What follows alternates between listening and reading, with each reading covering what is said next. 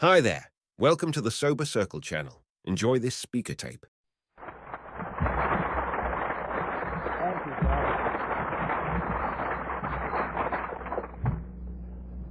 Father. Thank you. My name is CLint Hodges. I'm an alcoholic. Hi, Clint. And here we are. I'm glad to be here. I'm delighted to be any place. I'm glad to be a member in good standing of the program of Alcoholics Anonymous. I love it in AA. I just love it here, and I love the people in AA. And I welcome the ones that raise their hands as being new here. I hope you come back. I hope this is not AA. This is organized grab ass is what this is.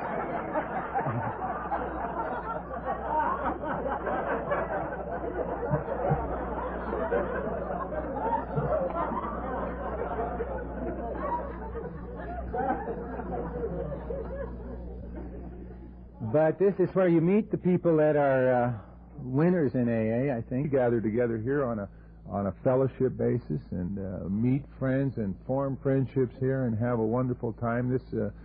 I really was glad. Sometimes I get asked to speak on Sunday mornings, and it's sometimes billed as the spiritual meeting. In fact, Mary told me I ought to wear a white robe and gold slippers up here, I think. Wasn't that the idea? In order to really get the job done, give it kind of an Amy Semple. Every meeting in Alcoholics Anonymous is a spiritual meeting, and this is a spiritual program, and if you were like me when I was new, that is discomforting. I did not want to hear about spiritual. It just seemed to me to remind me so much of religious ideas, and I really didn't ever get any comfort or warmth out of the idea of religion. But I am glad to be here. I think, and I must say, that this warmth in the organization and the smooth functioning and the entire program here in this particular conference is really impressive. And I would like to thank those of you that were involved in that, Fred and Joyce and the rest that made this possible. And I think you've done a wonderful job, and I thank you very much. I thank you for including me and for asking me to come over. I was nervous about coming over here. It's been on my mind, and I got into they had the air traffic controller thing and all of that stuff, and I had a dream the other night about, and I don't ordinarily even remember my dreams. I guess I dream, but I don't remember. And it was kind of the scene in this dream was that I was standing at the edge of what was apparently heaven. It wasn't that I died and gone to heaven, but I was standing and I knew, and I was looking in there and talking to some authority figure. I guess it must have been St. Peter or somebody. And I saw a familiar figure walk by, and it looked like Sybil. And I said, "Isn't that Sybil?" And he said, "Yeah." And I thought, well, I'm going to see her in a while. And Sybil was attached or walking with some little tiny, misshapen, awful-looking guy with a great big ugly nose and wine sores all over him. And I said, "What is that?" And then they were chained together. And I said, "What is that?" And they said, "Well, Sybil damn near didn't make it up here to heaven, and instead of sending her the other place, well, what they did was for 5,000 years she has to walk around with that thing." And I thought, God damn. And then I saw another figure, Joyce. I said, "That's Joyce." And he said, "Yeah." And she was shackled to some 300-pound ugly kind of a thing. And I said, "What happened?" And they said, "Well, Joyce damn near didn't make it up here, and instead of sending her down there for 10,000 years, she has to walk around with that." And I thought, that's really incredible. And then off in the distance, I saw coming toward me a figure, and I said, "That's Tom M." And they said, "Yeah," because I just heard Tom in Laguna Beach, and they said, I didn't know I'd see him up here. I said, "Tom M, isn't that Tom M?" Said, "Yeah," and there, attached to his wrist was a chain, and he was attached to Raquel Welch. And I said, for God's sake, that's really incredible. I mean, I like Tom, and I think he deserves every break he gets, but to have Sybil, who's been sober 40 years, shackled to that thing, and Joyce, who worked so hard in AA with that, and then Tom with Raquel Welch, I said, how do you account for that? And this guy said, well, Raquel damn near didn't make it up here.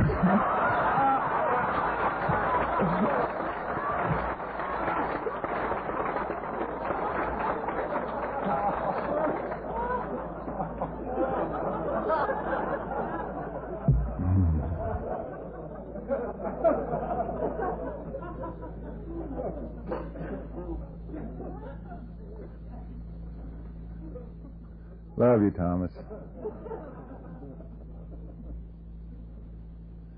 Sobriety has been extraordinarily good to me.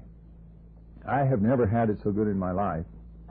And one of the things that is good for me to remember is that when I got to AA, almost 15 years ago, in fact, next Friday it'll be 15 years since I've had a drink. That doesn't have anything to do with me. That's your fault. Because I'm just a drunk. That's all I am. I am just a drunk. And there isn't any way that I cannot be a drunk, except for what I've come to think of as God's grace, except for the program of Alcoholics Anonymous, except for the people in it. But when I got to Alcoholics Anonymous, I wasn't doing real well. And AA was doing just fine. And it's important for me to remember that. I need this program very, very much. I need it more today than I ever have. AA will get along very, very well without me. Do we have any kind of difficulty with the mic now? Is it anybody that cannot hear? In the half measures room, they can't hear anything.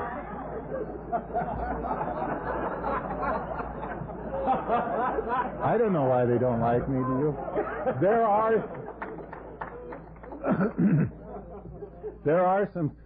are some seats over here on this side of the room. I guess there's not a speaker out there. But then there's not a meeting out there, so why wouldn't there be?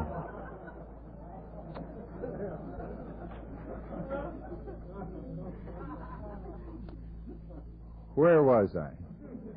Now I lost my place trying to be cute. My name is Clint, and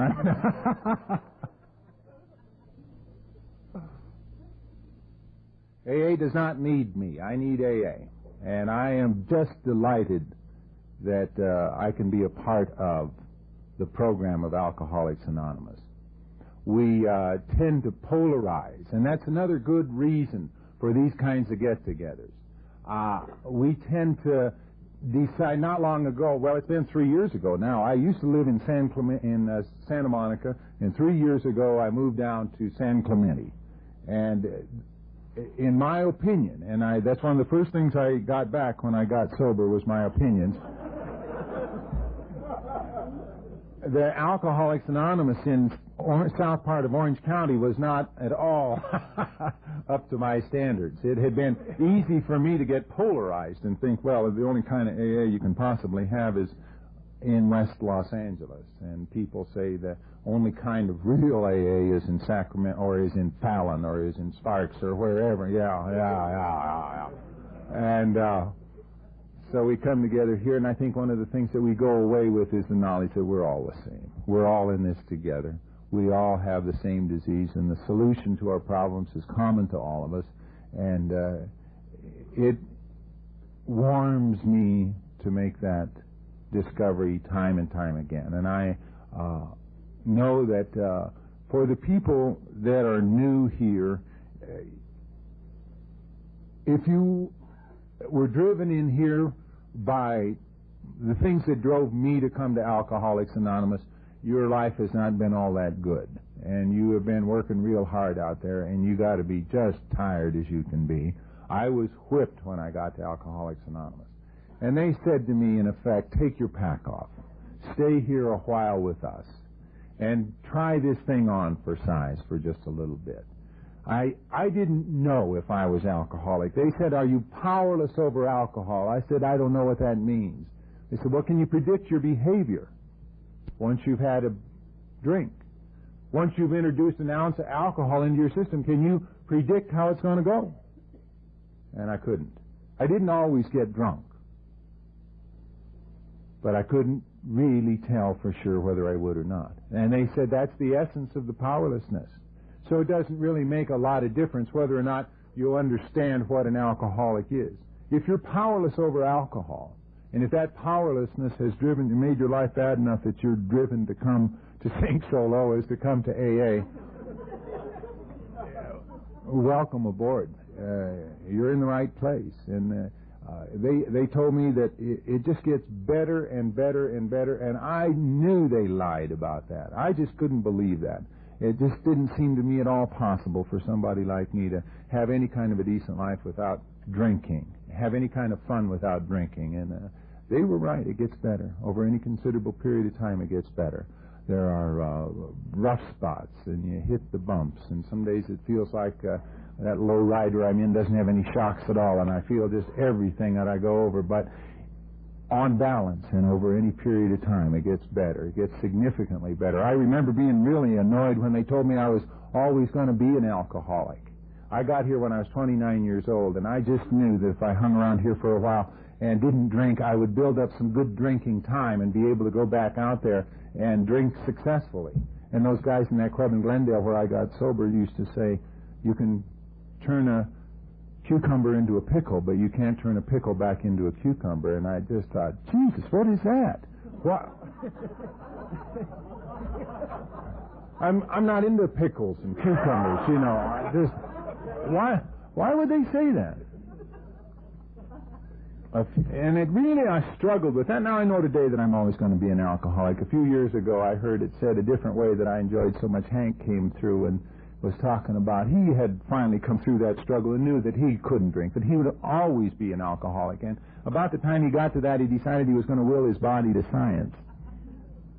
And he got to thinking about how that would go. When he died, they'd take him to a medical school or a teaching hospital someplace, and they'd take out his liver and put it in a jar, and they'd send his eyes down the hall to the eye bank, and they'd take out his pancreas and his spleen, and they'd take out his brain. And he figured they'd probably put his brain in a jar of alcohol. And he got to thinking about that. And he decided that if that doctor listened real close, when he dropped Hank's brain in that jar of alcohol, he'd hear,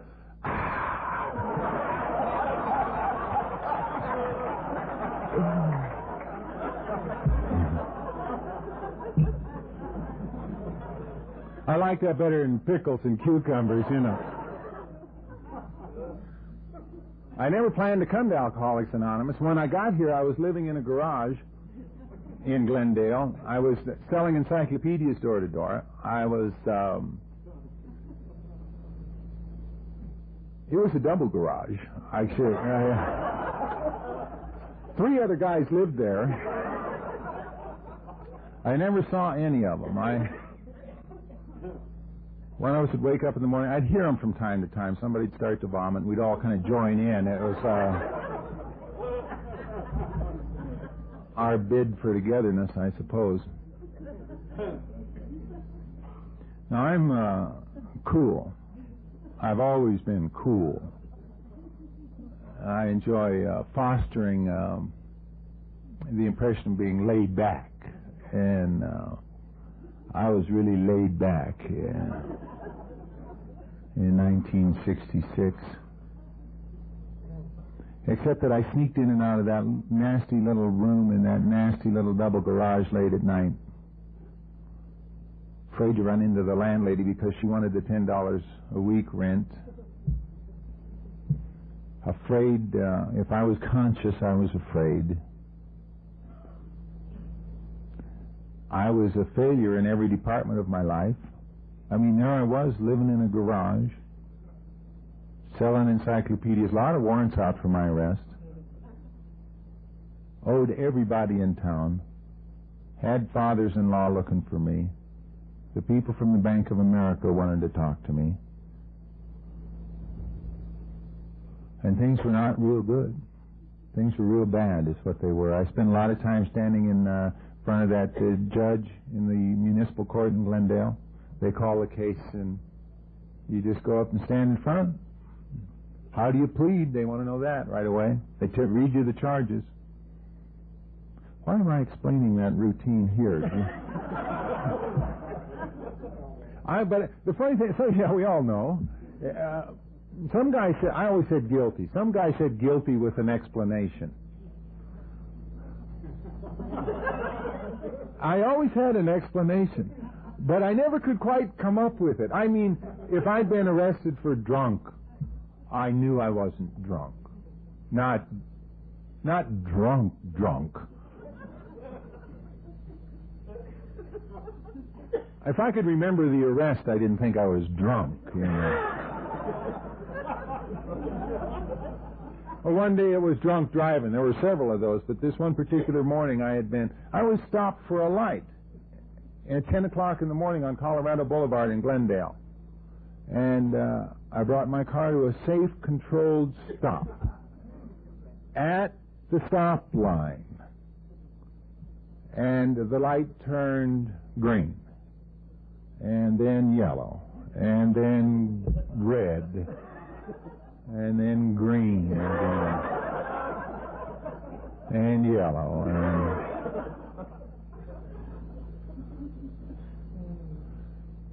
and I think the suggestion was made that that's the only shade of green that we have here in California. I shouldn't wait for a better selection. I had passed out, and the guy behind me happened to be a cop, and he got up and sauntered up, I guess, to the car, and I wasn't really drunk. It was 10 in the morning. How could I have been drunk at 10 in the morning? I don't know why when he opened the door I fell out on the pavement. But I wasn't drunk.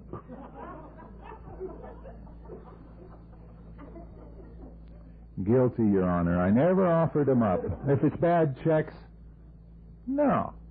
I tell you, when I got out of the Marine Corps, they gave me a bunch of mustering out pay, and I put it in the bank, and the bank gave me some blank checks, and I guess I thought it'd all come out even. I don't know.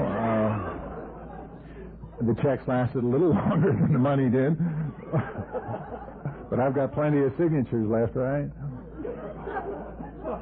And I quit subtracting. I go in there and offer the guy in the bar a check for $25, and I haven't subtracted anything in a while. And what the hell? Maybe it'll get through. Who knows? You know. I mean, if he took it down right now, it might get through. And if he's going to fool around and hold it for an hour or two, I mean, that's just business. We're playing hardball here, by God.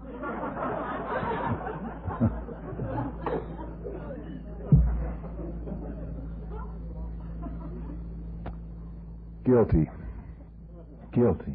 Your Honor. And they take you aside, and they either give you an option of paying the fine, or you go back into the cell, and you sit in the cell. And you say, if I ever get like that guy in the next cell, I'll do something about my drinking. Because he's a real alcoholic. I was 29, and I'm too bright, and I'm too aggressive, and I'm too whatever it is. I'm too laid back, I guess. I'm too, alcoholics don't have any place to live. And I've got a garage.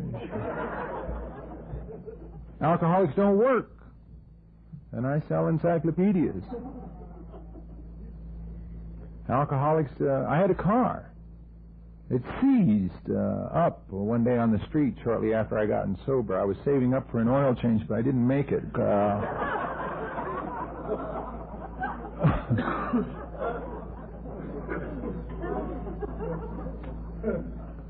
See, and when you run out of everything else, there's something that you might hang on to, and that is that alcoholics don't care. I can tell by looking at that guy in the next cell. He doesn't care. I care. Therefore, I can't be an alcoholic. And I hung on to that one as long as I possibly could. And I had never planned to live in a garage. I had never planned to go to jail. I had never planned to be a complete failure in every department of my life, and the fact that I had done it all on merit was a little discomforting, I'll tell you. My best judgment had entered into all of it, and it wasn't doing me real good. And you know that we live in that manure pile and in that snake pit, and we long for hope. We long for hope. And there isn't any. There isn't any. And I knew it would end badly on a freeway abutment some night. I knew those guys in that. One night I woke up in my little room, and those 3 guys that lived in that garage in their little rooms were there in my room. And they were just standing there silently. And I stood up, and I got hit, and I went down. And I stood up, and I got hit, and I went down, and I stayed down a while this time.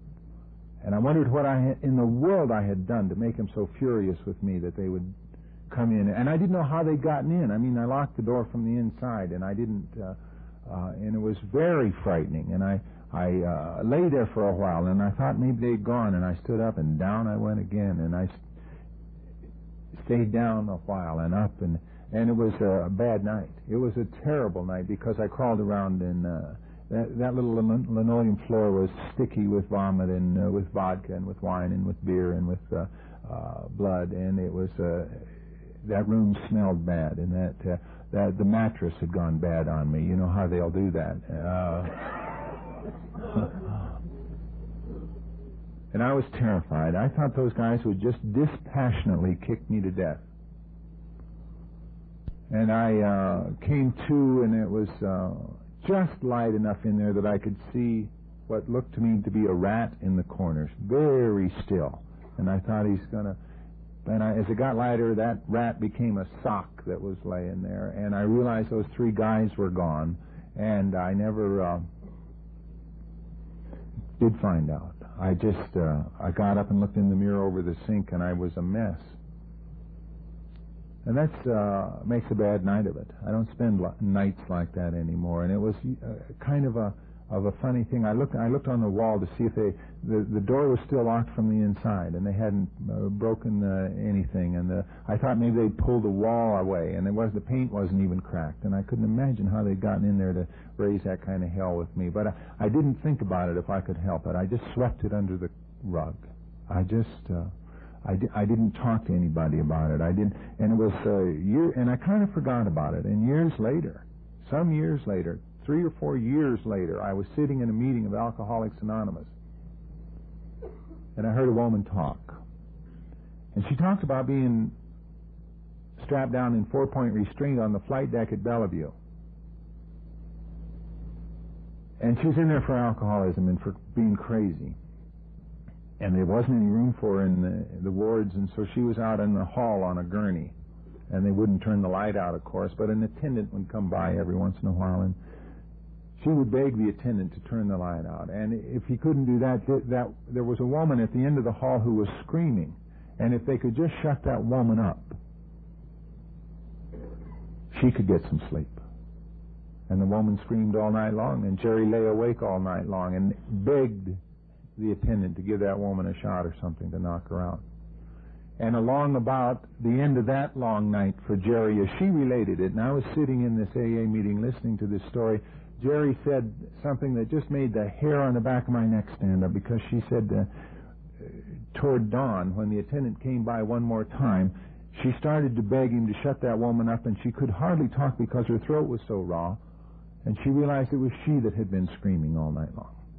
And I thought, God Almighty. And I knew as she told that story, and as the impact of that sunk in, that I had been alone in that nasty little room in the garage all night. Nobody in there with me. I just, in my insanity, you hear people, Sybil said it last night, people saying Sybil, or things disappearing out of the corner of your vision, and you hear those odd sounds, and there were shadows, and I stood up out of the bed that night and stumbled and hit my head against whatever, the dresser, the bed, the sink. Nobody was there, and I stumbled around and crawled around, whimpering and sniveling and vomiting and crying in terror an entire night in my insanity, absolutely alone, and that is not social drinking. That's what I call alcoholism, and I haven't spent a night like that since I met you, and I am most grateful for that. I am just so grateful that I don't have to live that way anymore. I can go to bed and go to sleep and wake up feeling good, wake up feeling fine. And I'm very grateful for that.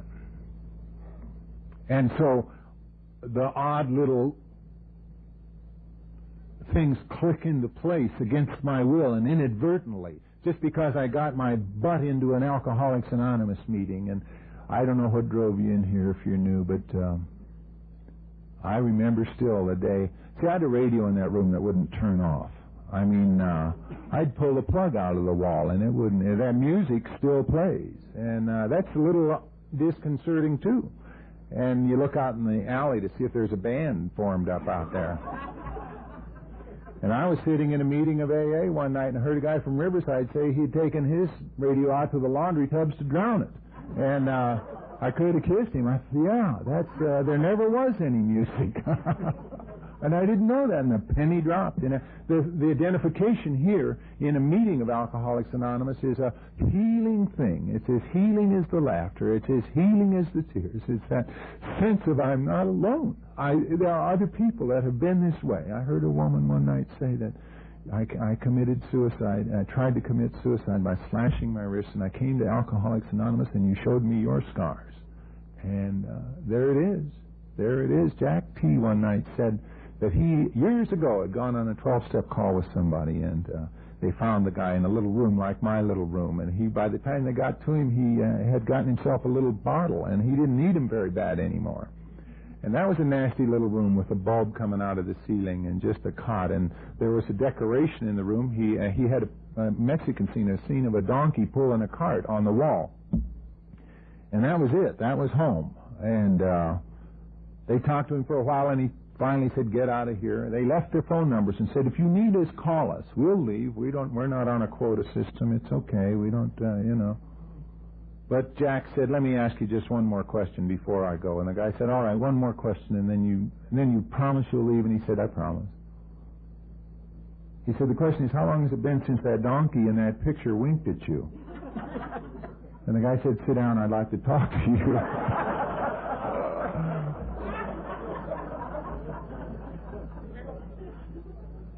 I mean, who would know that, you know? Now, where did all this start? Where did all this hullabaloo begin? I didn't plan it. I didn't want to be an alcoholic. I didn't want to have to come to Alcoholics Anonymous. I grew up in a topsy-turvy kind of a home where my father was a drunk, and I prayed that I would never act like him. There was a lot of violence in our home, and I didn't like it at all. I was back east a few years ago when my father died. My brother from Portland and my sister from Denver and my little brother from Georgia were back there, and we stood at his grave, and none of us had very pleasant memories about that. None of us had spent any time with him after we became adults because he was a brutal, mean man. And we remembered after my mother died when I was 14 at that time, and he married a series of sparring partners, I guess. You know, and they'd have awful fights in our home. And my dad was one that he liked to make a stand in the corner. And God, I'd be in one corner, and my brother in another, my sister in another, and my little brother, and they'd be fighting in the middle of the room. And my sister said something that I had forgotten, but she said, I can remember the smell of the whiskey and then the smell of the blood as I stood there in the corner listening to the sounds of that. And it was a brutal kind of a thing. My sister is not an alcoholic. She's working her thing out as the director of a home for battered women in Denver.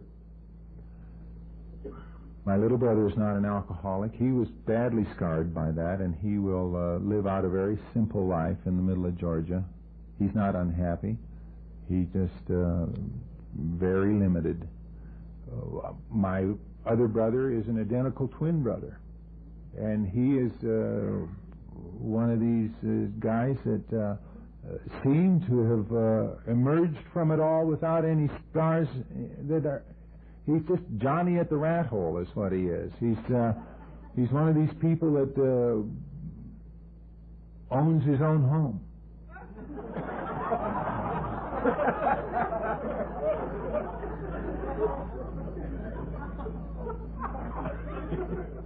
He mows the lawn.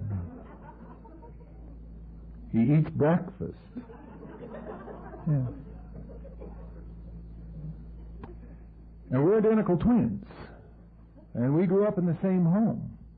And he did not have the same problems that I had. And he is not alcoholic. And I remember getting into AA and wonder, how did I catch this deal? You know, God.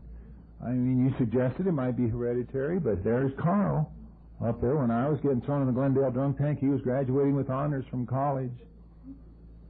Have a safe trip back, Sybil and Tom. It was lovely to hear you.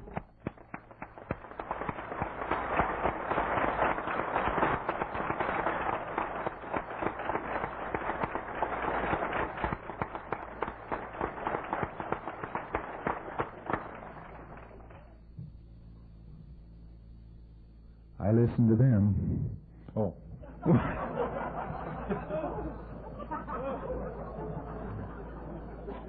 I promised Sybil I would say that, but she was gone. Isn't that wonderful to know this thing works for 40 years? God almighty. So, where was I? Oh, yeah, that snot.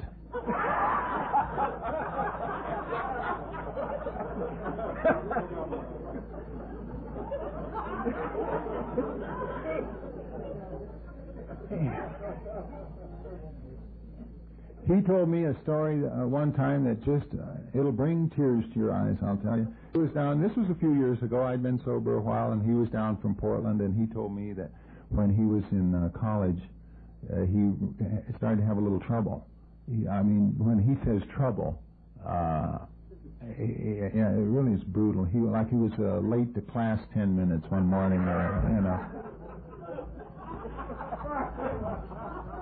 takes what it takes, right?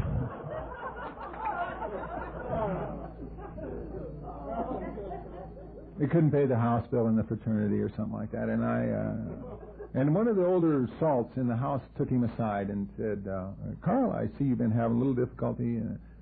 Carl said, yeah, but I can handle it. And he said, well, I'm sure you can handle any crisis that comes along, can't you? And Carl said, you bet I can. You bet I can. And he said, did it ever occur to you that life would be a little more comfortable for you if you didn't wait till a crisis was upon you, but kind of anticipated it and took some sort of action before it actually got here that would solve the problem and smooth out the path a little ahead of you? Carl said, no kidding. Is that how it goes? And he wrote that down. He's been living like that ever since.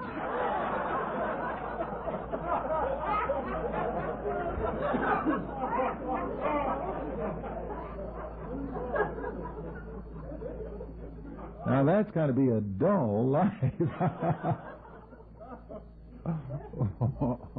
I'll tell you what kind of a guy he is. He fastens the seat belts. I don't think he does it maliciously, but goddamn it, he does it.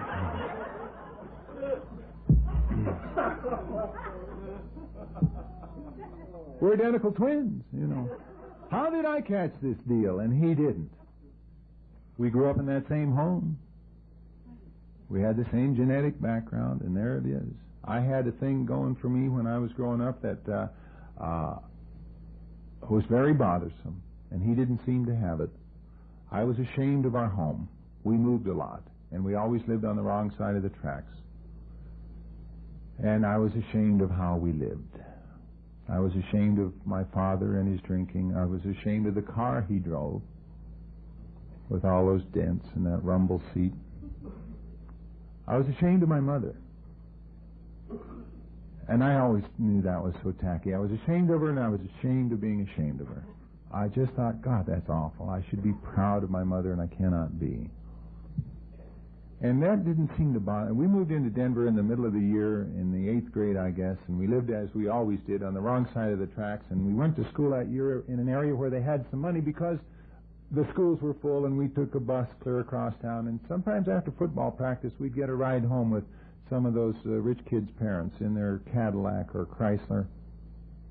And they would drive us down into that area where we lived, and I would always make them let me off about 6 blocks away, because up there on the hill a little bit, it was just a little nicer, and I kind of hoped they would think that we lived in one of those houses there. I would just be delighted to run 6 blocks to get home, to leave them with the impression that we lived up there where they had lawn and paint on the walls of their homes and all of that. And if my brother was in the car, he'd say, no, it's down here about 6 blocks. And he'd let him get right in front of that place, and he'd say, there it is, and I go, oh, Jesus. No, in back, the little one in back.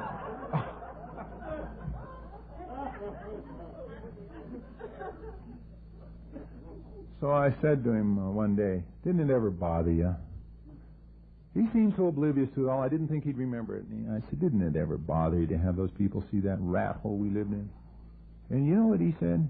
He said, he thought about it a minute, and he said, I never really accepted the responsibility for the condition that place was in.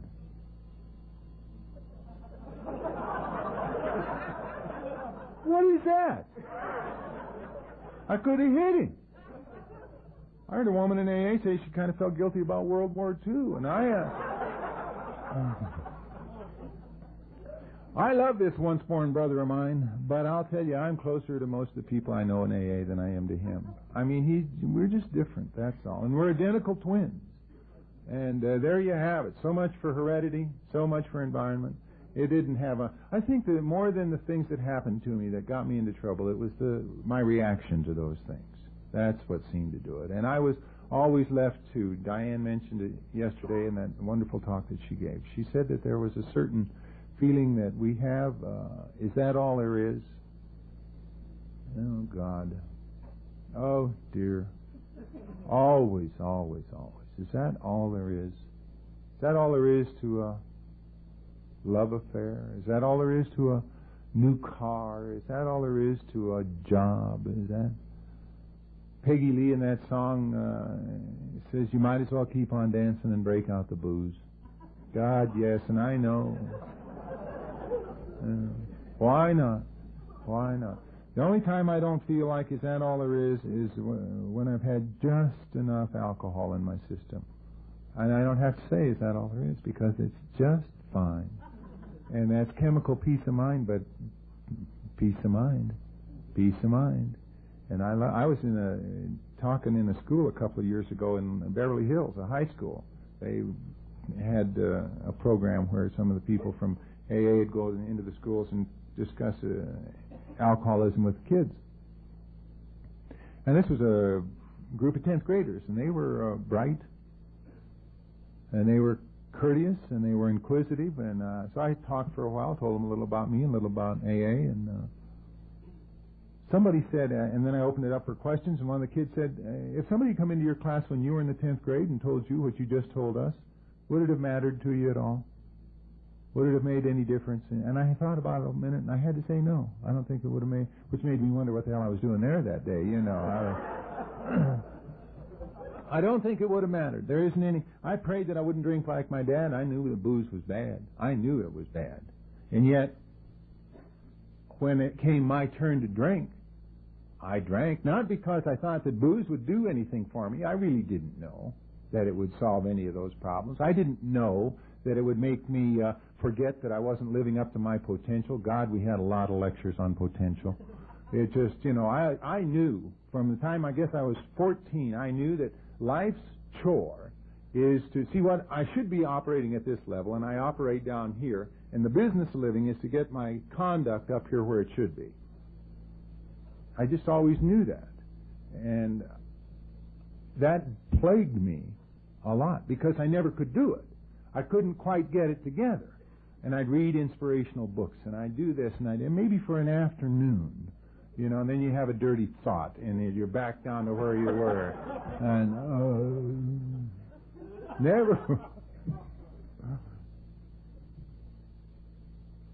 But that booze made a difference. That booze made a marvelous, marvelous difference.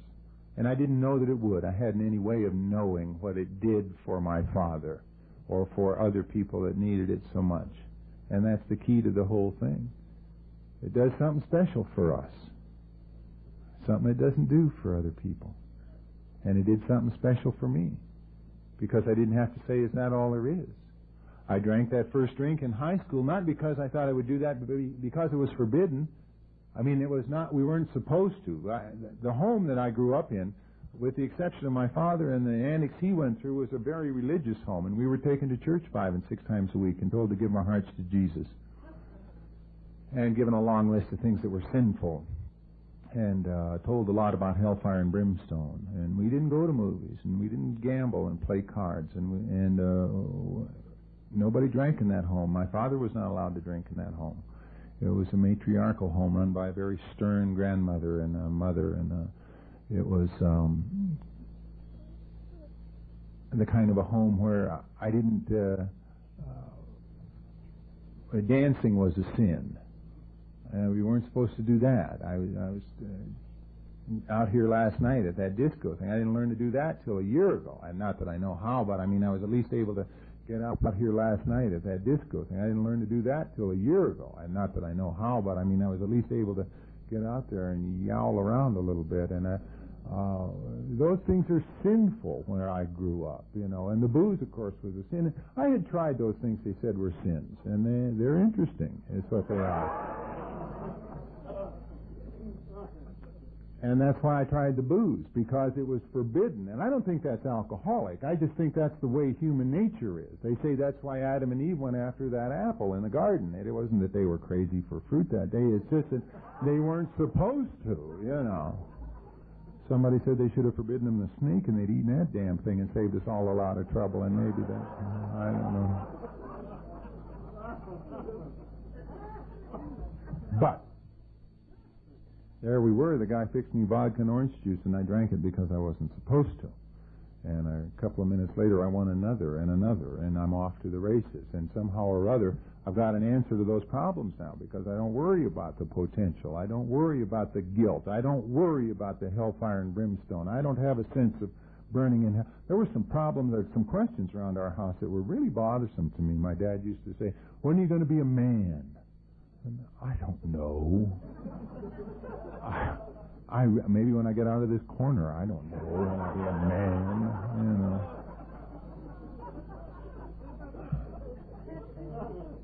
My mother used to say, "Where are you going to spend eternity?" I don't know. Have you found God yet?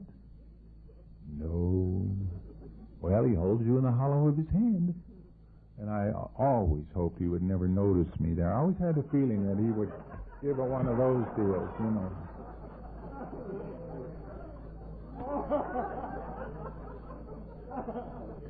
What will you do when you meet your maker? What will you do? I don't know. I mean, what would you do? And I didn't worry about that kind of stuff when I was drinking. I just didn't. It was just wonderful. And so that was when I was 17, and 4 or 5 years went by, and I was 22 years old, and I had a few things happened in that time span. I'd gotten married and had 2 sons. I owed her father a lot of money. I'd gotten a college education. I'd been accepted to dental school at the University of Oregon. I had failed as a husband and a father. I had crossed over whatever line exists and was alcoholic. 22, I didn't know it. She threw me out. I went to dental school and stayed there for 2 years until they threw me out. And they threw me out because I drank too much, which is the reason that she had thrown me out. And they didn't really like to see me in that clinic on Saturday morning. Patients came into the clinic on Saturday morning, and I was assigned to one every Saturday. And what I do on Friday night is I get drunk.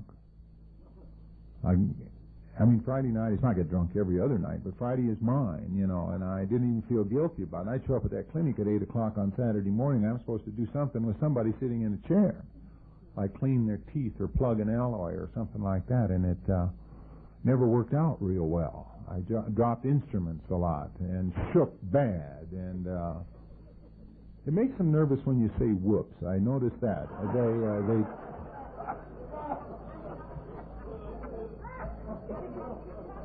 And they threw me out of there at the end of the second year, and they should have. It was a source of comfort to a lot of patients when they did. Those instructors would just kind of hover, waiting for me to run a high-speed handpiece through somebody's cheek. I just, oh, God. I mean, you get the flyaways at the wrong minute there, and it's... There's a sign, that was in Portland, there's a sign in front of the post office in Portland that says the Marine Corps builds men. And when they threw me out of dental school, I joined up. And I hoped that they could make a difference. I did something else at that time. I was 22 years old, and I was told by a friend of mine that the faculty and the students thought I was alcoholic. And to show him how open-minded I was on the subject, I went to a meeting of AA in Portland. And I found what I was looking for. I was looking for a reason that I was not an alcoholic, and there it was. I don't know exactly what form it took, but when I left that meeting, I knew I think we find what we're looking for in AA. I don't know if you're new here today. I don't know what you're looking for, but I know you'll find it. The first time I got to AA, I was looking for a reason I was an alcoholic, and I found it. Second time I got to AA, I was looking for a reason, I guess, that these steps wouldn't work for me, and I found it. And I think the last time I got to AA, almost 15 years ago, I was probably looking for a way to get through a day without drinking. I found it. I found it. So whatever you're looking for a girlfriend, you'll find her here. Next time you come back, you'll be looking for something else, and you'll find that here. Sobriety is what's here. Anyway, there I was at a meeting of AA, and I was 22 years old. And I was an alcoholic. So I had to do some more time out there. And I went to the Marine Corps, and for a while that uniform helped. I went through their officer candidate program, and pretty soon I had a gold bar on my shoulder, and I was collecting my salutes in town and trying to do it all that way, you know, and that uniform creates a buffer. In the Marine Corps, it's a good buffer because a Marine officer has a lot of authority. And, I mean, you can lock a kid up for 7 days just on a whim. It's just outrageous, the kind of authority you have. And you get to taking yourself very seriously, if you're like me. And pretty soon, however, I was in trouble because when they give you that kind of authority, you're supposed to be able to handle it. And they keep expecting me to act like a Marine. And I can't do it. I wanted to. I really wanted to. That's one of the few times in my life before I got to Alcoholics Anonymous that I wasn't too cool for words. I never did. They have a way of motivating people, and they motivated me, and I wanted always to be a good Marine officer. The day never came when I didn't want to be able to pack the gear, when I didn't want to be able to belly up to the bar with the rest of those guys and just take my place among those cold-blooded, steely-eyed, sex-crazed professional killers. You know, I just...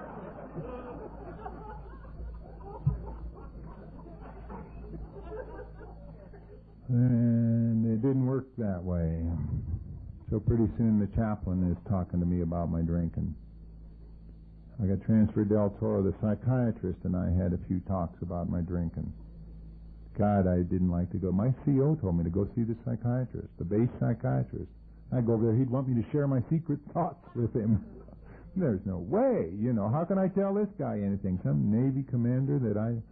Oh, no. And then I found out, I suppose it was the highlight of my military career the day I found out he was really a dermatologist and not a psychiatrist at all. I just... Perfect, right? But I continued to lie to him as if he'd been a psychiatrist. I was doing my part, God knows.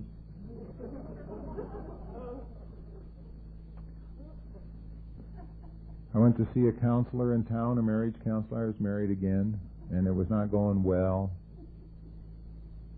He asked me one day, he said, do you want to stop drinking? I said, no. I mean, when you say stop drinking, I think of Billings, Montana, where I grew up, and church 4 and 5 times a week. And that's where they get up in the morning and eat breakfast. And they go to work, and they stay there they take a lunch pail. And there isn't any neon in Billings. And they work all day, and they come home at night and have dinner. There's a lot of kids around, and they listen to the radio till 8 o'clock or so. Then they go right to bed so they can be sure and get up again in the morning for that breakfast they like so well. Back to where they do that all week long. Wednesday night it's prayer meeting. Saturday they go shopping for food. Mow the lawn. Saturday night they break out the hot chocolate. Plenty to go around, right? Have another cup, Slim. And he says, you want to stop drinking? No. Sunday morning it's the church, and Sunday afternoon it's a drive around Billings, Montana. Oh, I want a little more zen if it's all the same to you. He said, you want to find out why you're drinking so much? And I said, yeah, I do. I would love to know why I drink like a pig. I don't want to be a drunk. And we wound up at Loma Linda University Medical Center, and I went through what he called a sodium amytal interview. A doctor over there gave me a shot of this stuff, supposed to be a truth serum, and all my defenses are supposed to go down. And he's going to ask me a lot of questions, and it's kind of blackout time, but under the influence of this stuff, I'm going to give him the truth and not little eyes that and he's going to tape the entire thing, and we're going to analyze the tape.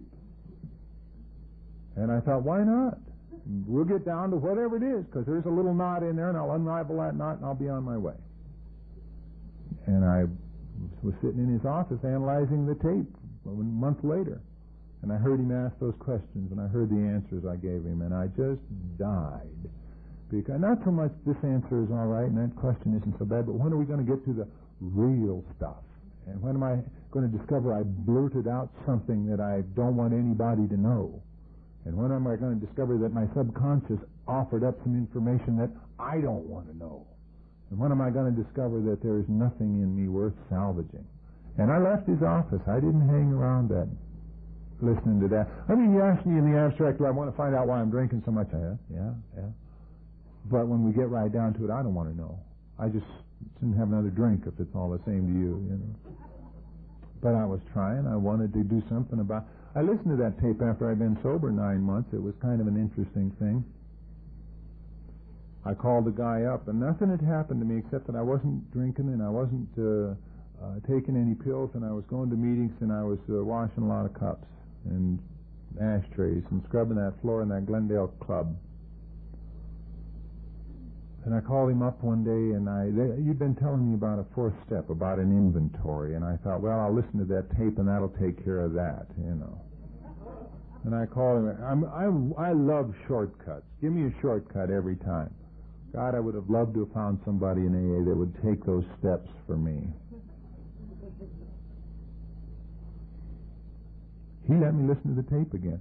First time I was listening to it, I had been holding some electrodes wired to a galvanometer, and it was kind of like a polygraph, and every time we get into an area that I was uncomfortable about, that needle would ping over. And he had the notes from all those hot points in my life. And he got out the tape, and he got out the notes, and he said, if you're going to listen to it again, you got to hold the thing. And I held it, and we listened to the entire tape that time, and I just kind of felt sorry for that guy that had been interviewed before. I heard my voice, and I heard my responses, and I thought, Jesus, what was all the hullabaloo about? Why was he so secretive about the hottest thing on that tape was that when I was in the third grade, I'd hit a little girl in the head with a rock, and I was just, it's just the kind of nickels and dimes of my life that drive me frantic were all stacked up there. And, the funny thing about it is, and he told me afterwards, we talked at length, because that needle didn't do anything that day. It just, I didn't react to that in any kind of a frantic or panicky sense. I just listened to that tape with some interest, some empathy, some sympathy, some concern for that poor puke that had done all that drinking. I said, where do we go from here? He said, put your life on a spiritual basis and leave it there. And I've never forgotten that. He didn't know much about AA, but he was extraordinarily curious about it because he had taken an interest in me and couldn't imagine why I was allowing myself to fail in every department of my life in the face of some gifts that I had been given. And it really perplexed him. And he was glad to see me sober. But I had tried a lot of things while I was drinking to get to the bottom of the problem. And I must say, before I forget to say it, that I didn't ever find out why I drink. And I don't know why tonight, except today, except I'm alcoholic. That's why. There isn't any big... And I don't... If you're new here today, and you will have to be concerned, I suppose. We all are. Why? Why am I alcoholic? Why did I drink so much? And we don't pay a lot of attention to that in AA. We struggle with it when we're new, but we don't really pay a lot of attention to it. We try to get to the point where we accept the fact that we are alcoholic and that we always will be alcoholic. And then we try to turn our attention to the solution to the problem. And the solution is the application of these 12 steps that were read here today. I heard a guy one night talk about that frantic search for why, and he drew the analogy of the Titanic sinking and how if the skipper had gathered all the passengers up on the deck, he might have said something like, the reason that we're sinking is that we just hit that iceberg over there and it knocked a big hole in the starboard hull and we're shipping 100 tons of seawater every minute, and that's interesting information, except that that water is kind of coming up like this. and you might have to abandon the inquiry and get into the life raft, and that's kind of where we are here. We're like people who have been plucked out of a stormy sea and dropped into a life raft, and it's a little discomforting, I think, sometimes, because at first it's wonderful. At first the life raft is just marvelous. God, it's just, and the other passengers appear comfortable and dry. They appear friendly and warm and everything we were ever hoping for. And then one day we realize something that is just almost untenable, and that is that we can't see the raft. The boat isn't visible. What's holding this all together? What's keeping everybody afloat? And the reason that I had to come back to AA 3 times is because when I got here the second time, I suddenly realized that there isn't anything holding this all together, and I went back in the water. And you had to drag me back in here again. And there is something holding this thing together, but we're not immediately aware of it. And then something else happens, too. We discover that some of the other passengers are not up to our standards.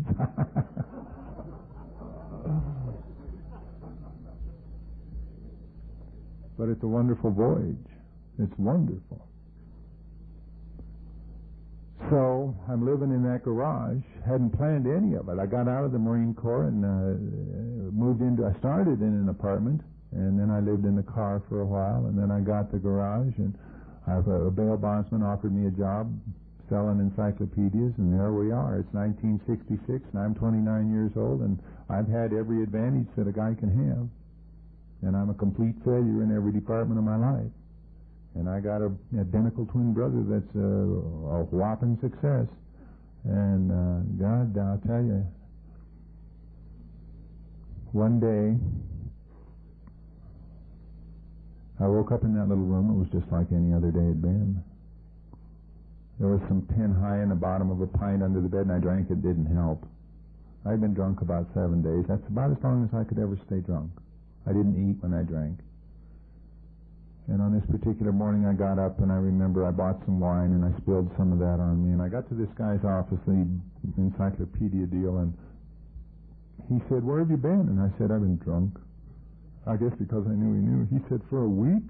And I said, "I guess so." He said, "Clint, I got to take you someplace today." And he was the bail bondsman that had bailed me out a couple of times, and I figured he'd take me back to jail because there were still some things to appear on, and he was sitting on some bonds. Or I thought he might take me to county hospital, or I thought he might take me to Camarillo, and I really didn't care. I really didn't care. I knew that I was going to have to come off that drunk, and I figured I'd do it easier in jail or in the hospital. I thought maybe if he takes me to Camarillo, which is the local laughing academy over there, that maybe they'll find that brain tumor. I would have given my left arm for a brain tumor in those days. And he didn't take me to any of those places. About noon that day, he and another guy put me in the back of a car, and we drove across Glendale, went around behind the laundry and up a long flight of steps into a room much smaller than this room. And in the back were tables and chairs set up, and there were a dozen people, dozen members of AA sitting there. And I sat down there with you.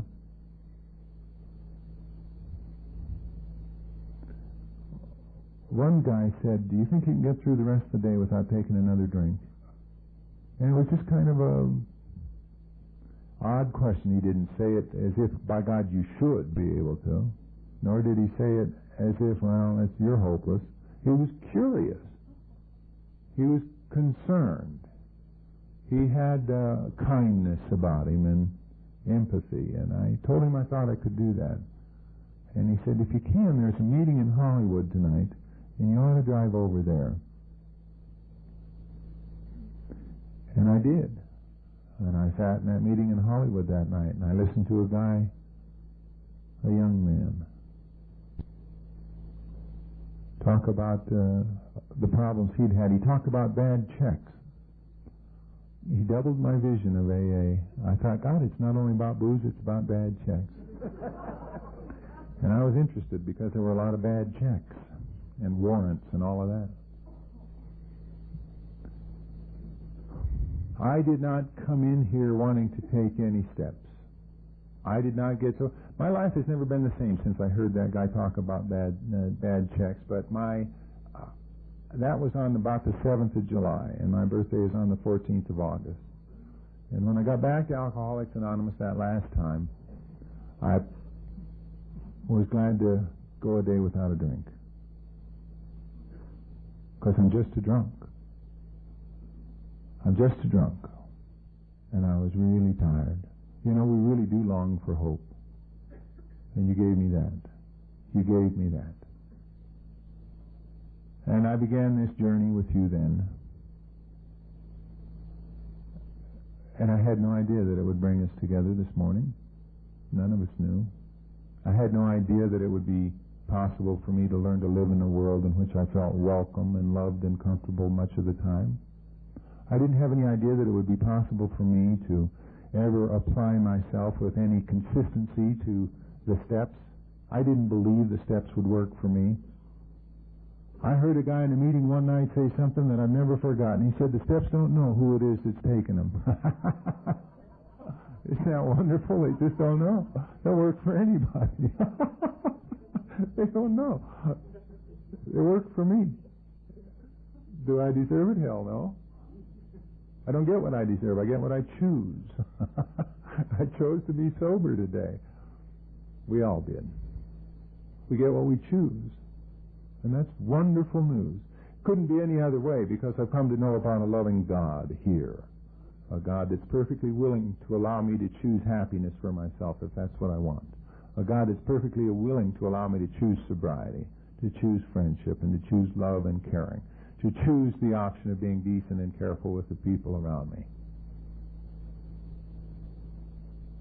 But it didn't exactly start out that way, because there was another thing I heard from the podium about that time, and that is this. You can't get well in style. Oh, I wanted to get well in style. I wanted to cross that stream at its narrowest point, go up the other side and never look back. I didn't want to roll up my sleeves. I didn't want to tell you I was screwed up. I didn't want to tell you I was... I mean, fifth night I was sober. I went up to a guy after the meeting in Glendale. I said, how do you get sleep if you don't drink? And I just hated myself for having to ask that question. He said, where do you live? And I said, well, I live down the street. I didn't tell him it was a garage. I'm standing there in my Levi's and T-shirt and tennis shoes and one sock, and I'm too cool for this guy anyway, right? He said, well, do you live alone? And I said, yeah. He said, you want to get to sleep tonight? And I said, yeah. I'm a little annoyed now I even brought it up. He said, well, I'll tell you just for openers, make your bed. And I thought, oh, really? Good housekeeping, him. He said, put clean sheets on your bed. How do you know about those sheets? How would he know? And then he said, after you get the bed made, you get in it and say a little prayer to yourself. Don't be afraid to pray. And I was really sorry I'd brought it up now. He even told me to pray. He said, say this, if God be for us, who can be against us? Everybody, that's it. Doesn't help you get to sleep. I mean, I pray. I prayed when I was a little kid, we prayed. Now I lay me down to sleep. Isn't that wonderful? You get to that part about if I should die before I wake, that'll keep you awake a while. Working that out.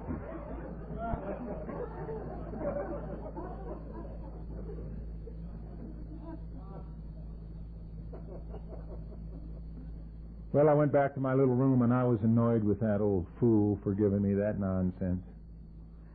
But there was one thing I couldn't get out of my mind. He knew about those sheets. I'd thrown them up over the closet door to dry and never did put them on the bed again. I mean, the psychiatrist never asked about the sheet.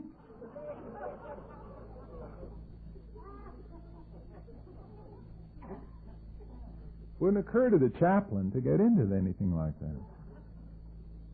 So I made the bed. I found some sheets someplace and I put it on the bed. And then I got in the bed and now I have a decision to make, you know. I don't want those other three guys to hear me praying in there. They'll be in thumping me again, you know.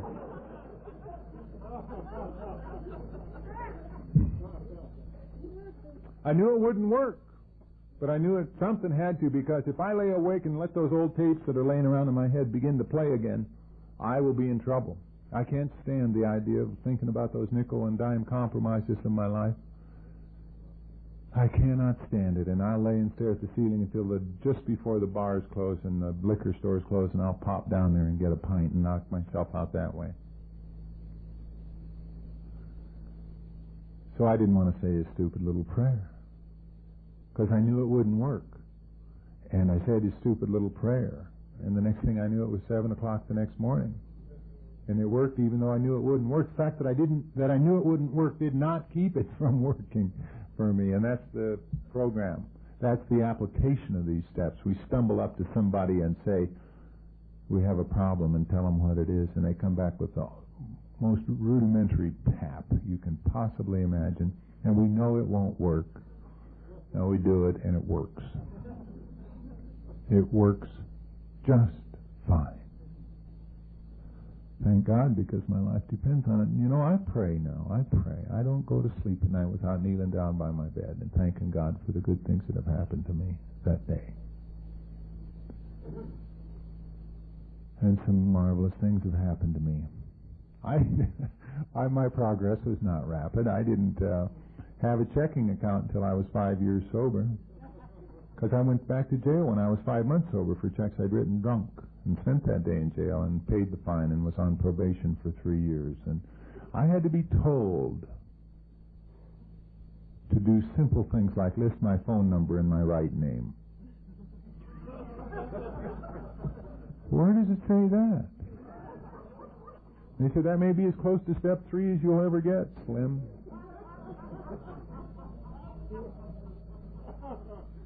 I had to be told to pay child support. That if I really wanted to stop hating that woman, I had to treat her differently. That the way I feel depends on how I act. And if I really don't like the way I feel about somebody, I can change it. Not by deciding to have different feelings, not by deciding to have different thoughts, but by changing how I treat that person. And my sponsor, who was sort of a no-nonsense kind of a sponsor, said, send her the money every month, on time, right off the top. He said, if you can't take it over there and give it to her in person without getting cute, send it in the mail. Oh, yeah, I like to go over there and give it to her and tell her how to spend it, you know. And it worked. It worked. He said, if you can't get it over there at all, get yourself another sponsor, is what he said. He cared how I acted. He thought enough about me to want me to go first class. And I had a funny thing toward the end of that year. I started paying her that money. I was over 2 years sober at the time. And I began to pay her that money right off the top. Added another money order to my list on payday when I'd go to the bank. God, they got tired of seeing me coming. 12 money orders you want today, Mr. Hodges? I have to charge you 50 cents a piece for these things? Why don't you get a checking account? It won't cost you a dime. I'd say, I know. Or if I was feeling ornery, I'd say, when I write a check, it costs me about 4 days in jail. So get the money orders right out then. She called me up toward the end of that year, and she said, I need the money a little bit early because it's coming up Christmas. And I'll be damned if I didn't find myself going over there to give her that money a week early just because she needed it. I didn't hate her anymore. Nothing had changed except I was paying child support. And there I was going over to give her the money, and that's not me. I'm not a compulsive child support payer.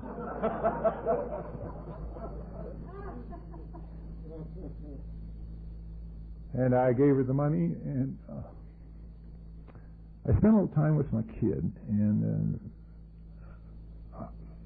it was a winter evening in Santa Monica, and there was some Christmas music playing, and the decorations were outside, and it was kind of a brisk evening there near the ocean. And as I was walking down the steps from her apartment, I had the damnedest feeling. I felt more like a man than I had ever felt in my life.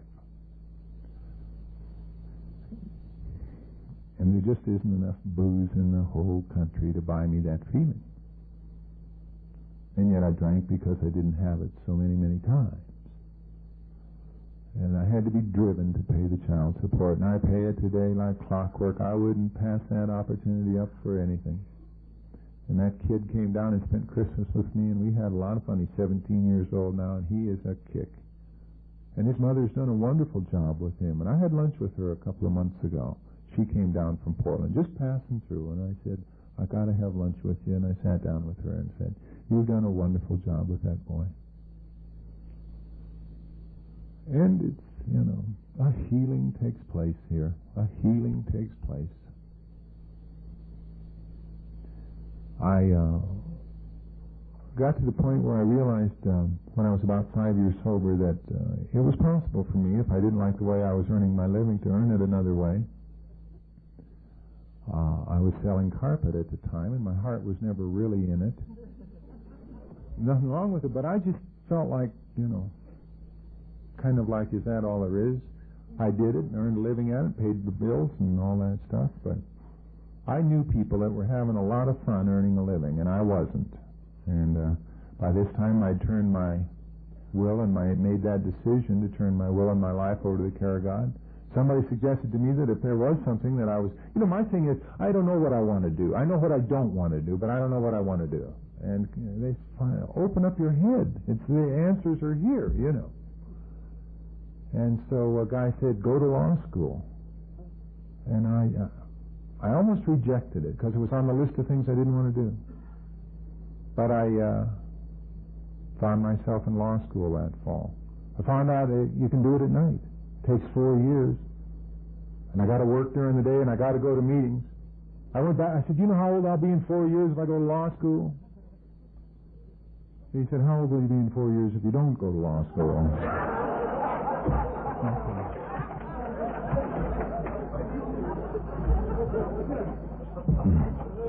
And by God, the 4 years went by, and there I was. And so in the middle of 1975, I graduated, and then I had to take the bar examination, and I'll tell you just a little about that, and then I'll sit down. The bar examination is a tough 3-day test that I took in Los Angeles with about 3,000 other guys, men and women. It's a tough test. And a lot don't pass it, and a lot more don't pass it the first time. But for me, the most colorful part of the whole thing was filling out the application to take the bar examination, because they wanted to know, for example, where I'd lived since I was 16 years old. That's a lot of addresses, And I don't remember most of them. And I finally got those addresses together and made a long list of where I'd lived. And it's just a drag, 2 weeks here, 3 weeks there. Lived in a Pontiac that month, it's just...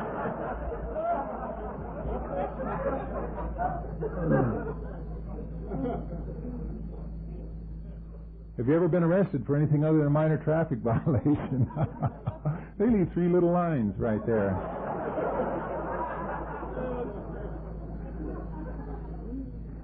I put see attached page. God, it was a mess. I hated to fill that out. Have you ever been named as a defendant in any civil action, include dissolutions, divorces, annulments? And there was another page that went on the back.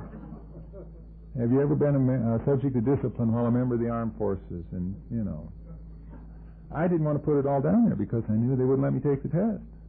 But you convinced me that I had to if I was going to go first class. And when somebody told me, if you don't put that down there, you'll be giving yourself permission to fail that test, I knew he was right. Because if I got permission to take the test by not disclosing the whole thing, I have to figure they're going to catch me. Why study? So I put it all down there, bundled it up with twine, and sent it up.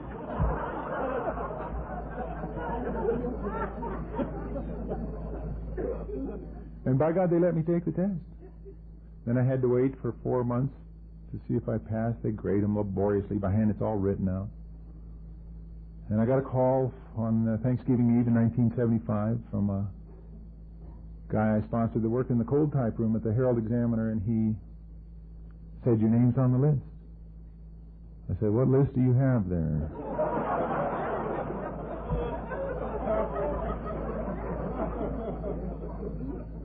But by God, I'd passed that test.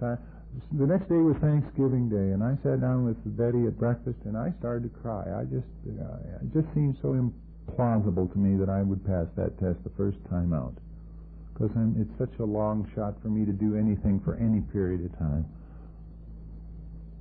And it was really odd. And by that afternoon I was thinking, they really ought to tighten that up to keep those dumb bastards out of this.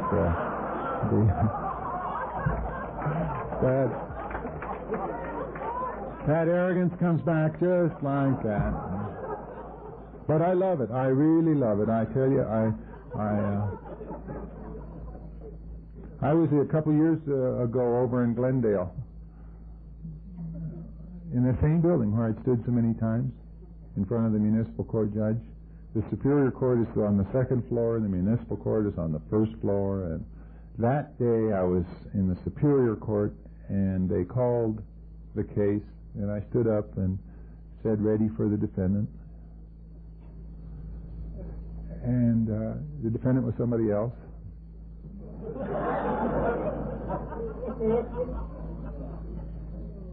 And as I left the chair, whatever it wasn't a big deal, but as I left that courtroom and I went down the elevator or down the stairs, somebody was just opening that municipal court room door as I walked past.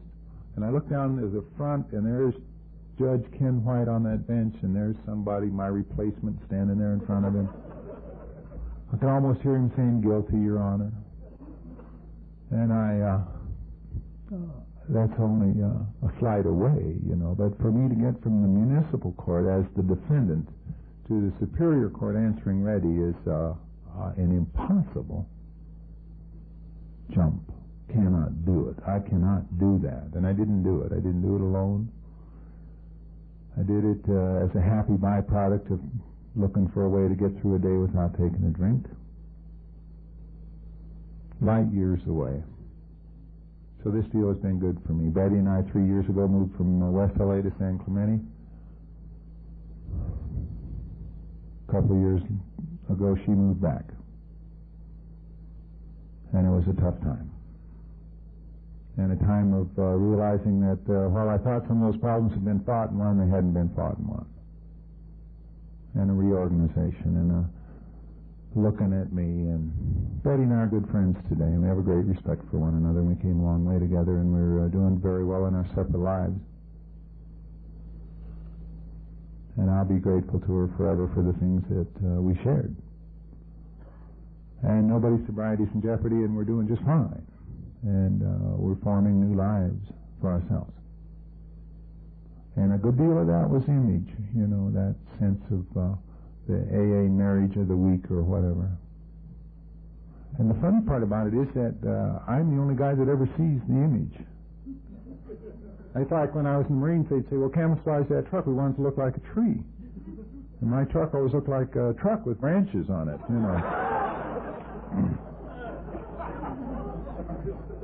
And I never looked like I want to look. I just look like another donkey with an image, So there we are. But the whole point of it is that I'm a drunk, and I haven't had a drink today. And that's God's grace. And I'll tell you something else. If my mama was here today, she might say, "What will you do when you meet your Maker?" She might. If she did, I guess I could say we've already met. Meet him every day. Every day. I met him because I met you. Thank you.